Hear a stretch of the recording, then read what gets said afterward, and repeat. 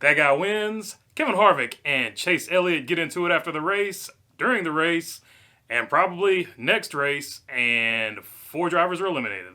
All that and more coming up next.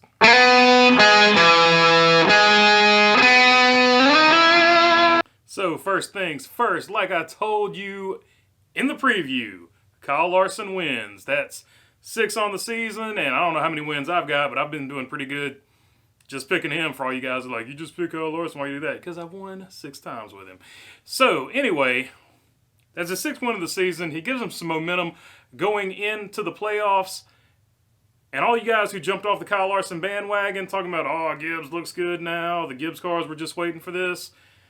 Well, they didn't look so good tonight because Kyle Larson completely outran them, and Hendrick Motorsports actually looked really good compared to the Gibbs cars, other than Denny Hamlin, as usual. But with that being said, you would think Kyle Larson winning the race would be the big story. However, it is not. Chase Elliott and Kevin Harvick got into it on the racetrack.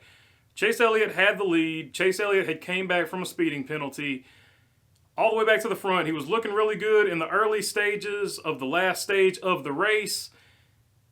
But then Kevin Harvick sort of ran him down in the later stages of that particular stage. So much stage. Anyway, Kevin Harvick catches him and he can't get by him. Well, he uses lap traffic to get by him. But as they're sort of racing for the lead, Kevin Harvick gets into him and he cuts down Chase Elliott's tire. Chase Elliott did not appreciate the way he was being raced, and apparently this is an ongoing situation, at least in Chase Elliott's mind, that when Kevin Harvick gets tired of racing him, in Chase Elliott's words, he just goes ahead and, doors him or tries to cut down a tire or whatever. Anyway, Chase Elliott was not real happy about it. Chase Elliott goes into the pits, gets 4 tires, comes back out, and proceeds to take a swipe at Kevin Harvick when he's going back by him to unlap himself, or at least get one of those laps back, unlapping himself, and then proceeds to stay in front of Kevin Harvick, blocking him until Kyle Larson eventually passes him. As Kyle Larson is passing him, Kevin Harvick actually took a swipe at Kyle Larson too.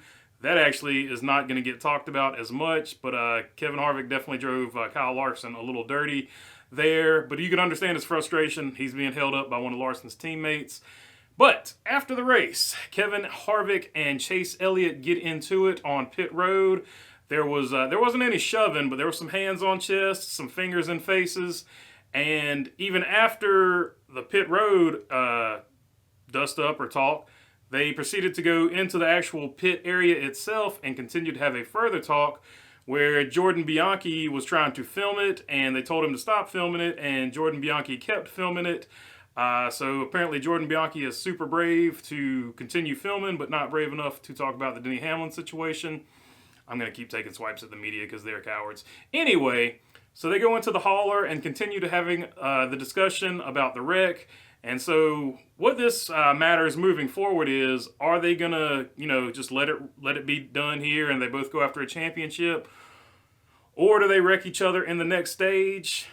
I think both of those scenarios are unlikely, but what I do think is likely is if Kevin Harvick or Chase Elliott fall out of the playoffs and the other one advances, one of those guys might then take a swipe at the other one to ruin their playoff chances. I think that is very likely to happen if one gets knocked out and the other one advances. But that is a what-if situation, and we will have to see how that develops. Okay, enough about that. Let's get on to good race, bad race. So obviously, bad race is going to have to be your 4 drivers that got knocked out of the playoffs. Tyler Reddick gave it a valiant effort, but the loose lug nut thing basically cost him the advancing spot. Kurt Busch never was in the race to begin with. Michael McDowell, he never had a chance, honestly. Just really cool to have him in the playoffs one time. Great season for him, got a win. And Eric Almirola, he just didn't get it done. Didn't really have a great car, but had a car good enough to probably advance. However, they had a weird tire strategy. I forget exactly what happened, but he had a mismatch set of tires. The car did not react positively to that. And those guys were out of the playoffs, so you have to say they had a bad race Also, who had a bad race was Denny Hamlin. He had a car, definitely, they could have won the race, and even before the race started, he got booed in introductions and was not expecting that, and I think we all know why he was being booed, but I'm not going to, go into that again. I made a whole video about it. You can check it out if you want to. And even when he wrecked, he actually got booed again. I forgot about that. Kevin Harvick and Chase Elliott also had a bad race. These guys, to me, it was a racing incident, but I can actually see where both of them are coming from in the situation. But if I were either of them, I'd let it go, because more important things. Those guys have to go after the championship. And also, bad race for the fans, because all of the underdogs are already out of the playoffs. Like last season, Austin Dillon almost made it to the round of 8. That was a good underdog story. Now we have no underdog story because all the racers left. They're expected to compete for a championship, either with the cars they're in, they're former champions, or they're crew chiefs or are past champions. Looking at you, Christopher Bell and Adam Stevens. Okay, now on to good race. Good race for William Byron and Alex Bowman. They raced their way in to the next round of the playoffs. And also a good race for this guy, Erik Jones, with an 8th place finish. I picked him as a sleeper, and this is one of his better tracks. He has a lot of success here, and it doesn't matter what car it's in. This is one of those tracks where you actually kind of put it in the driver's hands, and so the equipment doesn't matter as much. So good race for Erik Jones. All right, that is all I've got for you today. If you like the content, please don't forget to subscribe down below. It really helps out the channel, and I really, really do appreciate it. If you got a comment, leave it down in the comments section. And other than that, thanks for your time. Peace.